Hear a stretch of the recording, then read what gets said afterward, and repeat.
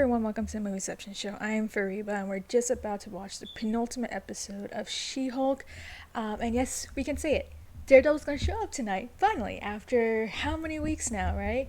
And I guess it's pretty unfortunate that that's kind of our reaction at this point, because it's definitely been a bit of a struggle with watching this series in general, because it hasn't been exactly the most funniest, but it has also been the most cohesive story that I would have wanted it to be, especially because we haven't really seen the side of Jennifer where she's, both the attorney and the She-Hulk, and there's just a lot of disjointedness in terms of just kind of her arc in general, which I've mentioned before in a lot of my reaction videos in the past. But yeah, I mean, at this point, it's kind of like it'll be nice to see Daredevil. Maybe he could maybe revive the series in some way, even though we only have like today's episode, next episode left. But I'm really excited to see him at least kind of have a bit more of a screen time this time, because we didn't get to see a lot of him in Spider-Man No Way Home. So it'd be interesting to see kind of how they try to execute his story and how he would fit into the MCU. So yeah, without even just having to go further, let's watch episode 8 of She-Hulk.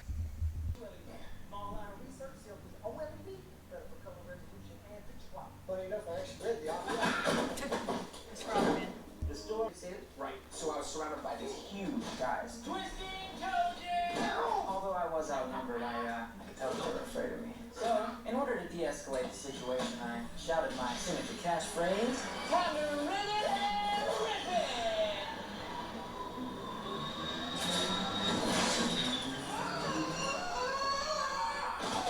The next thing I know, my inflammable suit with a 900-degree threshold is on fire. And compensation for all of my pain, mental anguish, and stuff. Well, what is the name of the manufacturer? Luke Jacobson. He specializes in super suits. Oh, shit. Oh. Jacobson is the only... Ribbit and Ribbit. Yes, Ribbit and Ribbit indeed. Serious injuries due to a dysfunctional suit that you sold him. Now, nothing has been filed, so I think we can come to some sort. How dare you? I've never made a defective suit in all my life. My work is impeccable. After you just lumbered in here and stabbed me in the back? Well, there's no lawsuit yet, and there won't be if you just take... She-Hulk will never get another suit by Luke Jacobson ever again? Oh, hey, I prepaid for that! Then you shouldn't have betrayed me, you greasy old buffalo. You are blocked, blacklisted, and reported. Now, I am gonna take you down. Well, I hope it's not down to where... Then where is your counsel? I'm here. Apologies for the audience genre. I had trouble finding parking. I'm just kidding. My driver got lost. My name is Matthew Murdoch. I'll be representing Mr. Jacobson in this case. Okay. Sorry. As a first point of order, I'd like to ask that the opposing counsel's motion to compel production of the defendant's client list be rejected, as it's not relevant to the litigation. Who's this asshole? Your Honor, I believe this information to be incredibly relevant given the nature of the complaint. Mr. Jacobson's record as it pertains to customer satisfaction to be spotless. Oh, if the defendant has nothing to hide, then why not hear from his I would clients? say it's a gross invasion of people's privacy based on a very shaky what if. This is a very common procedure in product liability lawsuits. It is So material very to the case whether this type of I remind you that the Sokovia courts have been repealed. superheroes operate in the public Repeal? eye. As public figures, it is Close to them, the ones who didn't ask to be a part of this life. Now, Ms. Walters chose to have her identity be public, but it isn't up to her to choose for everyone else. This isn't about privacy for privacy's sake. This information is So we know not which protected. team he's on. Not only would it ruin my client's career, it could put a lot of people in a lot of... Mr. Patilio, what kind of fuel did you use in your boosters? Jet fuel. Wait a minute. You used jet fuel in your boosters? Because that's not what my instructions said. what? No, I didn't. He's lying. Don't ask me how I know, I just know. Don't tell he's lying. He's a Mr. very Murdoch. good lawyer. If the plaintiff ignored the manufacturer's explicit instructions, then the defendant is absolved of all liability. I'm dismissing this case. You want to go to jail? Jennifer, Jenny, Jen. No, because I hate you now.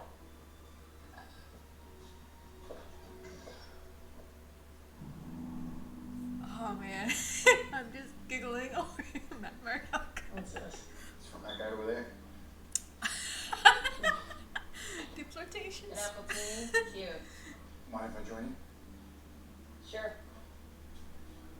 you might. Doesn't really look like it. It's a low blow insulting a blind man's clothes. I'm wearing pants, right? Matt. You have your own practice, right? Well, I'm Miss Walters, so you've been checking up on me. Yeah. Can you blame me? You came out of nowhere and you made my dumb client. When society fails, and She-Hulk can help people when the law fails. Thank you. And if you choose. The best of both worlds. Excuse me. Matt. Yeah.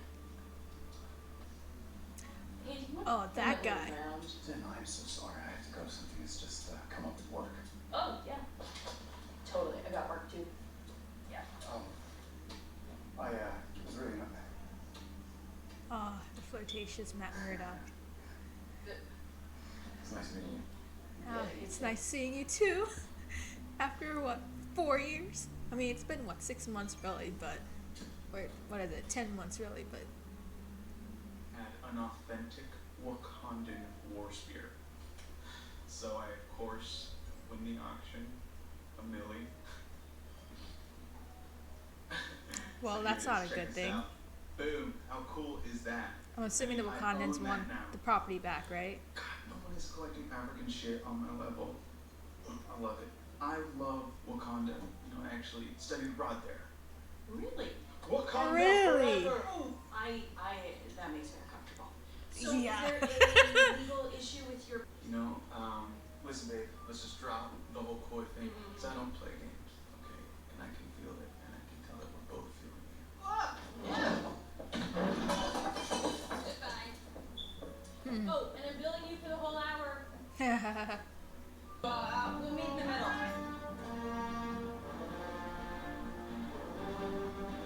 The new suit.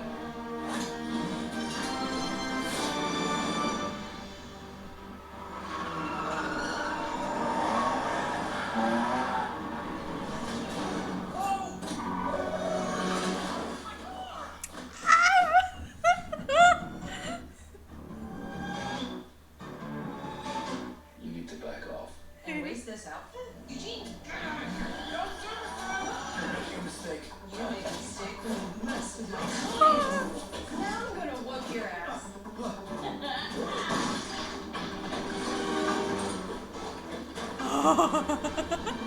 My ass remains unwhooped. Let's fix that.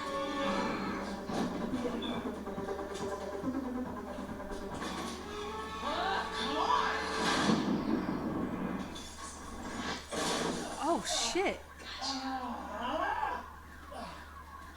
Whoa, whoa, whoa. Dang.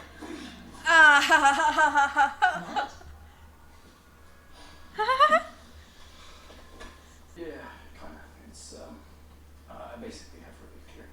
Or at least, I did. Oh wait, why were I you see Rogers in attacking the my background client? too. Leapfrog is the bad guy here. He kidnapped Luke Jacobs and he's holding him hostage. What's devil? I'm Daredevil. I love it. Oh my god. Just very daring cheese ketchup and mustard as your color scheme. How about I tell Luke you said No. that from and in the hallway? I didn't know that. Good times, Matt. Good times. You can hear their heartbeats? Yeah. Come on, that's a little far-fetched. You need yours too. Their heart's beating pretty fast. What? No, it's not. I'm healthy. Remind me again, who has the superpowers here? Oh, I'm pointing at He has myself. superpowers I too. know, I have echolocation, remember? Just let me do my thing. Yeah, and I will do my thing. You don't have to. You don't ever do this. Just follow my lead. A classic Matt.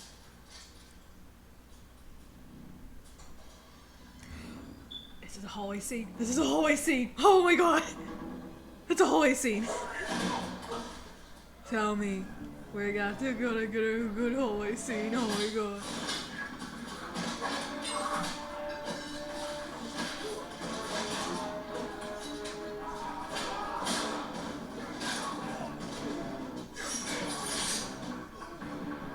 Okay, that just seemed way too easy for him. Okay.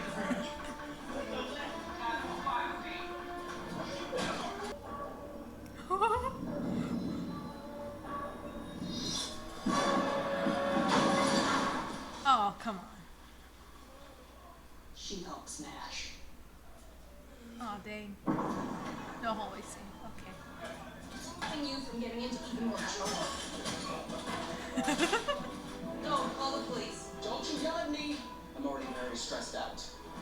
Eugene, let me give you some legal advice. Stop now before you rack up even more serious charges. Legally speaking, we could say this is an episode of Mania. Temporary sanity is murky, but it's not a bad strategy. This much foreign traumatic expression due to undiagnosed PTSD. So the Devil Ninja guy, he's a lawyer? No, I'm just a big fan of legal dramas. This guy's really kind of doing it for me. Oh boy. Okay. That's okay. We're going straight into it. Okay.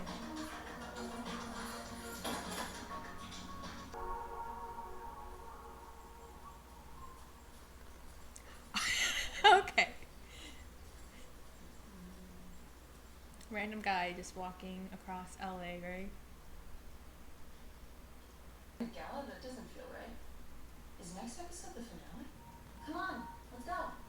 Oh, just like a tacked on set piece near the end of the season. This is the big twist, isn't it? But the question is it the kind of twist that's like, ooh, there's another Hulk, but this one's red, or like, I'm getting fringed? We gotta make it look amazing. This year's Female Lawyer of the Year award goes to Jennifer She-Hulk Walter. I haven't seen that guy in like so many episodes. Half the recognition, and you're constantly being asked what it's like being a female lawyer. Hey, there you go. Yeah, I'd actually like to take this time. Does not deserve the power she stole from the Oh Hulk. my god, can somebody cut this off? Superhero.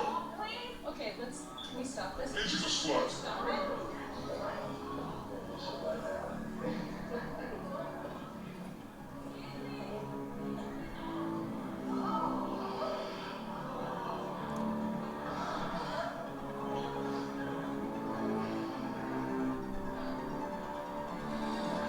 Don't do it, Jen. Don't do it.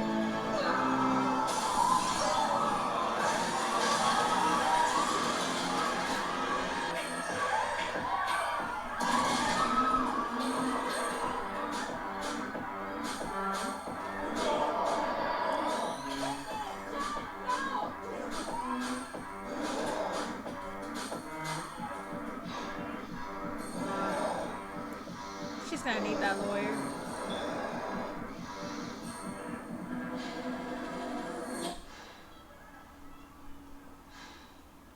Penultimate episode of She-Hulk, which it was amazing that we've been through so many frustrations with this series, right? And the one redeeming episode happens to be the second to last episode, which is this one. I mean, I feel like this was the one I was most excited. I felt most excited about in terms of just everything that was going on, and not just with the whole Daredevil stuff, but also just kind of the way they ended the episode. So there's a lot of things to kind of dissect from this. So let's just start from the beginning, which is again Daredevil, right? I mean, it is just so nice to see him getting this a bit of a glimpse of how he is involved in the MCU now that we know that, you know, he is now involved in the universe, and he's going to probably have a much bigger role moving forward because he's still going to show up in Echo, and he's also going to be showing up in his own TV series that's also going to be on Disney Plus.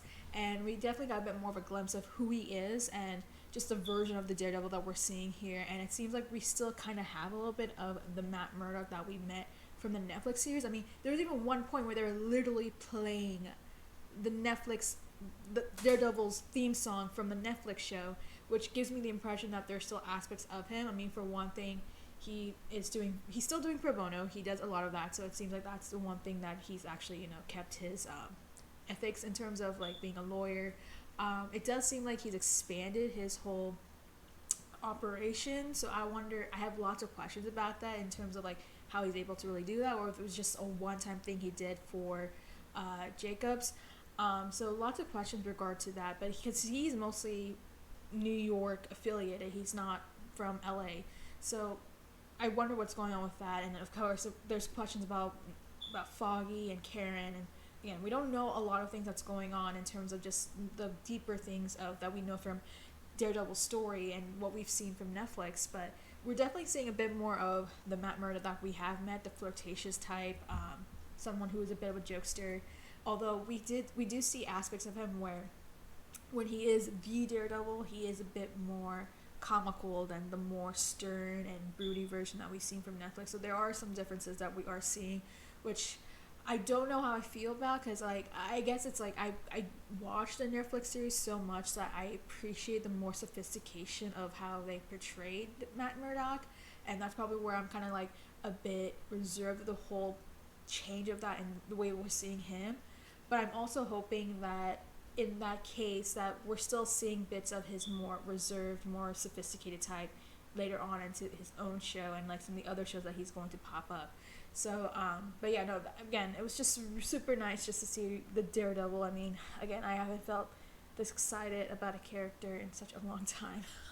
And it's really nice to see him just officially make a bit more of a bigger impact in a show or just any sort of project, because he only had like 2 minutes in Spider-Man No Way Home, and I felt like that wasn't really enough, and that didn't really suffice into any sufficient sort of storyline with that.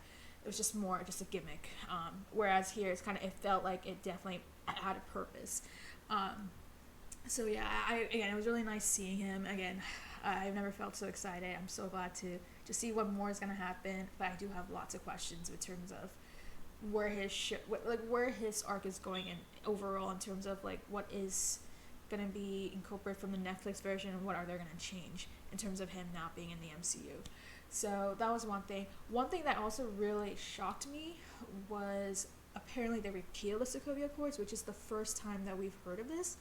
I believe it was a Falcon and Winter Soldier that we actually heard any updates about the Sokovia Accords, and that was when they implied that the Sokovia Accords was still intact at that time, because I believe even Sam had to sign like the Accords at some point to no longer be the fugitive, and same thing with Bucky where he had to make that deal. So the fact that we're hearing for the first time that they've repealed the Sokovia Accords is a big shock. It's a shocking news at this point, because we haven't heard any of that until up to this point. So I have lots of questions as to what caused this, why they decided to suddenly repeal it, because it is not just like something that the United States or a single government does. It's like a whole entity of nations who agreed upon this. So I wonder why they did it. Was it because of the whole situation with Thanos that they changed their minds about it, or did something had come up? Does that have something to do with the multiverse? I have lots of questions in regards to that, but that was like, they only mentioned it. We don't have a lot of answers to it, so I wonder what show is going to address more of like the loophole regarding that whole revelation right there.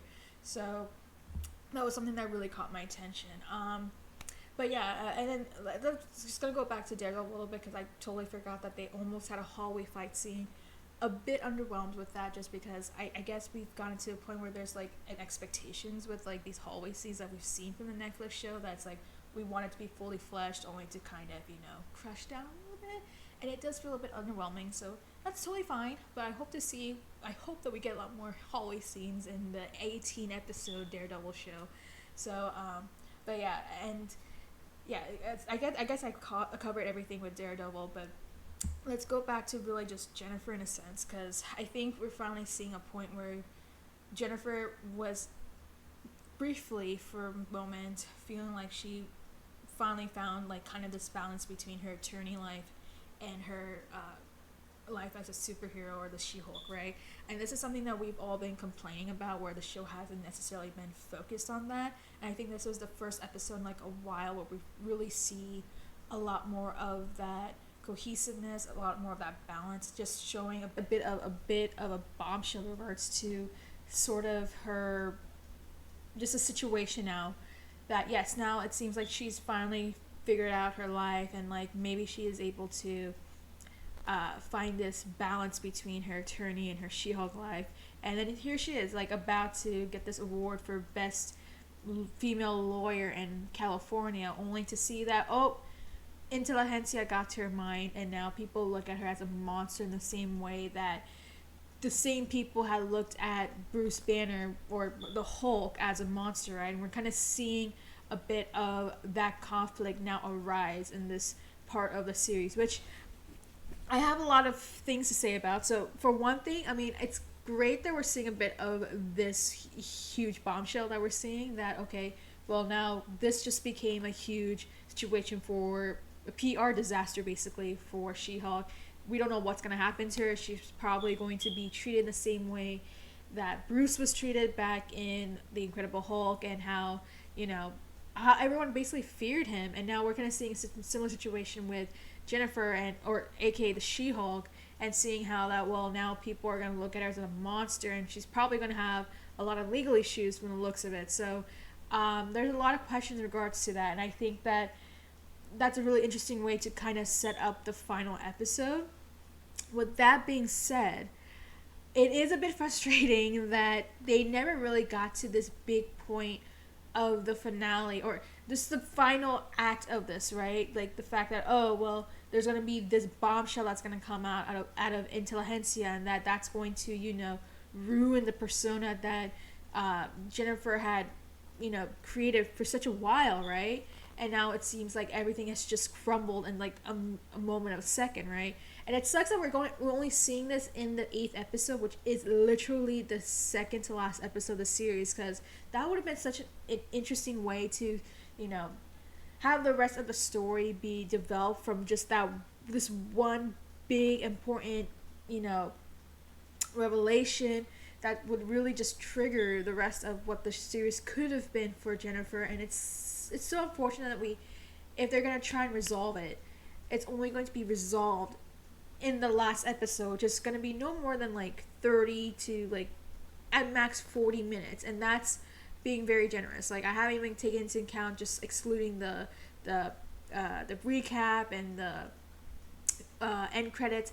It's going to be a short episode that they're going to try and conclude just this whole situation, this whole catastrophe that just happened for She-Hulk, and they're going to try and end that off. So that's kind of, I think, just looking into it, just like, as much as the fact that this was a exciting, I mean, this is the one episode I actually felt like I've been excited about, that I've, you know, felt like I've been satisfied for once in terms of like where the show has been going, or at least for a single episode, right? I feel like this was the one episode that, like, I wouldn't say redeemed everything that's happened so far in terms of the story itself, but it definitely was the big part that I feel like I really needed to kind of get me re-energized for the series, even though there's only like an episode left. And it just seems really unfortunate that the place where they decided to have this big moment, this turning point, it wouldn't be until the second to final episode. And it's just like, okay, there's so much potential that they could have done with this whole story right here, and now it's just been a bit wasted just for like a 40-minute quick finale that we're gonna have. I mean, they could prove me wrong, but I highly doubt that they're gonna be able to have enough time to really flesh out what everything that's happened in terms of this one big moment that just happened in the final moment right there. Which, again, it's like, this is exactly the content I really wanted to see out of this show. Like, yes, this is a comedy series. Yes, the whole point of it is that we are seeing a She-Hulk who is, you know, humorous and breaking the fourth wall, and that's why each of the episodes are a bit more sitcom-like, where it's just, they have comedic aspects to it. But even then, it's just like, okay, well, you could have done that, but you could have had this and still been able to keep up with the whole tone with it if they had the right vision for it. And I feel like now I'm going back to the whole issue with the pacing, right? The pacing of this series hasn't been the greatest, right? I've been saying this in the last few episodes, and I'm going to say this again with this episode as well, because I'm looking at it just for like a whole general standpoint of this whole series so far. And the thing is that we don't have a lot more time with just fleshing out Jennifer's story. And here we are, just about to conclude her story with this huge bombshell that just came out of nowhere, and now we don't have enough time to really, you know, develop on it. And there's still a lot more questions I still have even after this episode, right? One thing is that, well, we still don't know what happened to Titania. Was she really the villain at this whole time? It seems like she was kind of more of a distraction than really just being, like, it seems like she was more of like a tertiary antagonist, really, than really, you know, being the big picture of the show. And even though it seems like Intelligentsia happens to be the big organization that we're dealing with, there happen to be the villains of the show from the looks of it, or if what it seems like it is. the thing is that we still don't know anything about them. We still don't know why they're targeting She-Hulk. What is it about her that they want to, sabotage her for? What is their end game in terms of all of this? I know I've read some things about Intelligentsia and like the comic book itself, like the leader and Murdoch and all those sort of things. But I feel like we probably won't be getting the leader this late in the game, because like that's like going to a whole different territory of storytelling that would just be, again, that would just ruin the pacing, as if it hasn't really been a huge issue. But yeah, no, I'm just saying that it's just a bit frustrating, because like they're introducing so many things, they're showing us a lot of things, but they're also not being cohesive with the storyline, and that's the issue that I'm seeing with this episode. It's like, it's great that we got an episode like this. Again, I'm just excited to see the Daredevil show up again. I feel like we even got a lot more bombshell about the universe out of nowhere. Like, one thing I got being the Sokovia Accords, and another thing with the Wakanda thing, and then that's like, of course, that caught my attention, because the next project right after this series is going to be Black Panther: Wakanda Forever, which is going to close off Phase 4. So then, what does this vital information mean for the universe itself? Why did they have to mention Wakanda?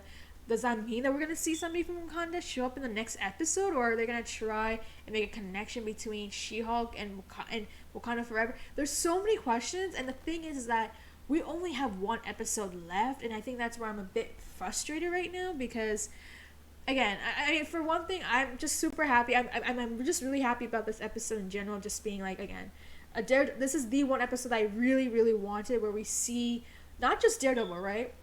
I'm gonna go back to him in a second, but not just having a Daredevil just show up and just like reignite a whole fan base who, followed the 3-season Netflix show back when it was still airing, then it got canceled, and then only to see that, well, now he's finally returned after 4 years. So, but also kind of seeing She-Hulk in action in ways that we never really seen her before, and I feel like that would be the She-Hulk that I would have wanted to see this whole time in the series, and we only got to it in the second to last episode. I think that's the thing, is that there's just, the way the decisions were made, it just doesn't make a lot of sense.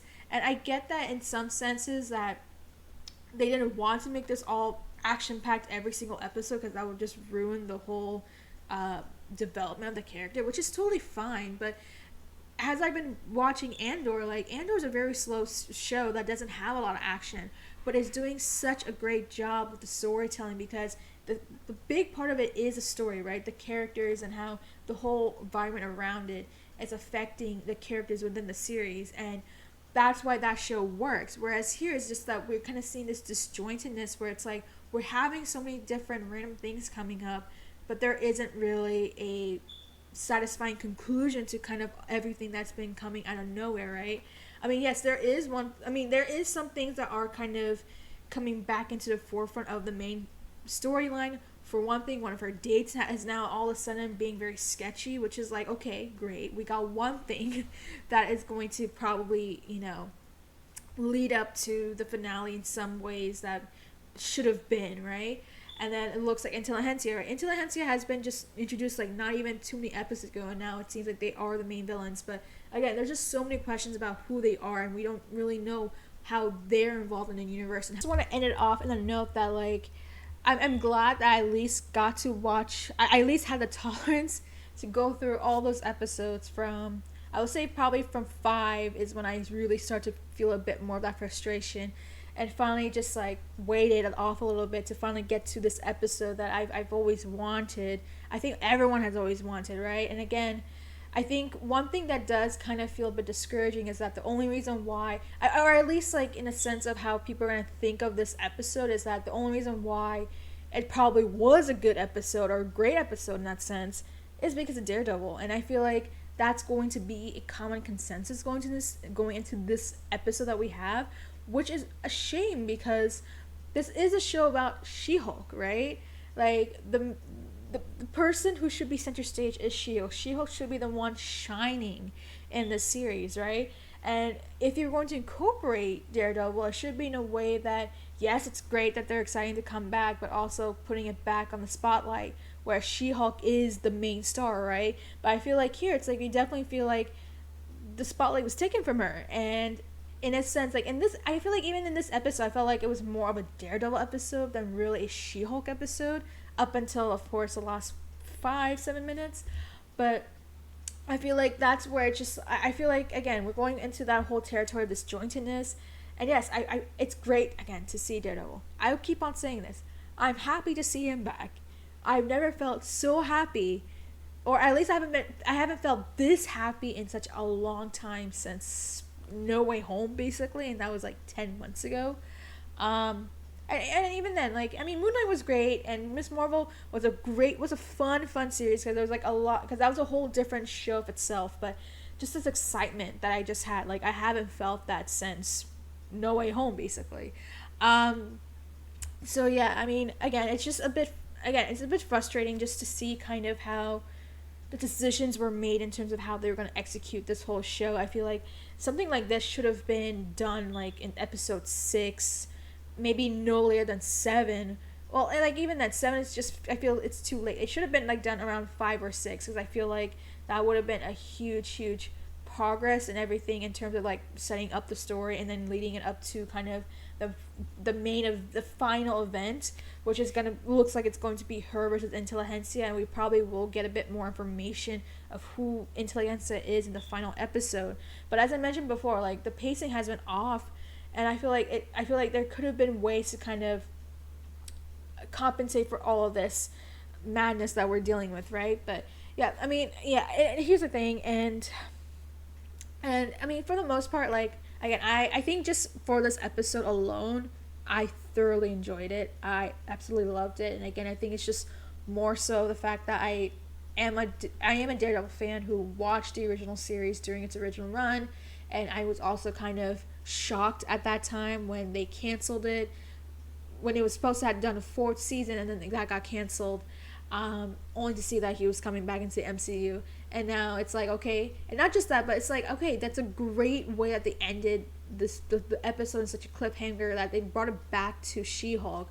But it's like, okay, now I'm just worried and concerned how they're gonna wrap it up. It's gonna be like every other Marvel show that we've seen so far, where I feel like the finale has been concluded way too quickly, that there isn't really a satisfying conclusion to it. But we still have one more episode left. We'll see how it goes. Do we think that we're gonna have Daredevil show up again? I have a feeling he might. It looks like this might not be his last appearance from the looks of it, because I don't think he's returned to New York yet. But yeah, again, I mean, for the most part, I feel really happy right now. I mean, despite my whole venting for a little bit, but or rant for a little bit, but for the most part, I am really happy. I feel like this is what I really needed for the show, so at least kind of compensate for everything else that's happened and my feelings about it and the frustrations I've been feeling. But at the same time, it's like, okay, I have also the reasons for why I'm happy for it. It's like, it's kind of a mixed thing of it. But yeah, that's all I really have to say about just this episode. Again, like, let me know what you think. Did you enjoy this episode? Were you just as excited as I was to see the Daredevil show up and just, blow everyone out of the water, whether it be his charisma, his flirtatiousness, his humor, and even having just a bit of that little bit of Matt Murdock that we still remember from the Netflix series? Do you think he's going to show up in the next episode and still be a big player? So maybe we might see a bit more of an extended version of Matt Murdock. What did you think about some of the big bombshells that they dropped regarding to Sokovia Accords, and the fact that, this Todd dude managed to, find a Wakanda weapon? What do you think about the cliffhanger itself, right? This is such a turning point of the series that should have been done way longer. But what do you think that's going to mean for the finale itself? Do you think that there's even enough time to really just flesh out that whole narrative that they just dropped out of nowhere, right? And again, what do you think after having seen this episode? What are your feelings about the show overall? Like, are you also feeling a bit of the mixed feelings? Are you still frustrated, or do you agree with the fact that it's still pretty disjointed overall, despite how great this one episode has been? Let me know in the comments down below, and make sure to like and subscribe.